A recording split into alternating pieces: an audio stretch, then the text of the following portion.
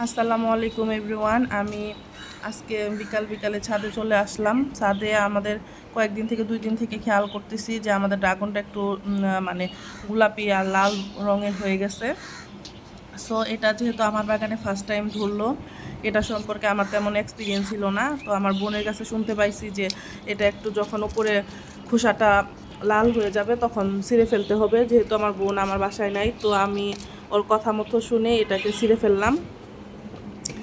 তো আমাদের এই ড্রাগন গাছটায় 5টা ড্রাগন ধরেছিল, তার মধ্যে হচ্ছে 2টা টিকেছে আর 3টা নষ্ট হয়ে গেছে। কেন জানি ড্রাগন গাছে অনেক পিঁপড়া ধরেছিল, আমার মনে হয় পিঁপড়ার জন্যই ড্রাগনগুলো নষ্ট হয়ে গেছিলো। তো মাশাল্লাহ দেখতে এত সুন্দর রেড কালার হয়েছে, মানে বাজারে যে কিনা পাওয়া যায় তা ওগুলা থেকেও অনেক ভালো। সো আমি কাটতেছি, আর আমি মিলে ড্রাগন তুলে নিয়ে আসলাম। তুলে এসে এখন কাটতেছি, পরে আয়াত ভিডিও করতেছে। এখন আমি ড্রাগনগুলোকে খোসা ছিলে নিব, খোসা থেকে তুলে নিব। নিয়ে আমি ভাবলাম আমি যেহেতু আমার গাছে প্রথম এই ড্রাগন ফলটা ধরেছে সবার সঙ্গে শেয়ার করি। আর এটা খেতে এত মিষ্টি ছিল, আয়াত তো আমাকে দিতেই চাইতেছিল না, মাত্র 2 পিস আমাকে দিছে আর বাকিগুলো আয়াত খেয়ে ফেলছে।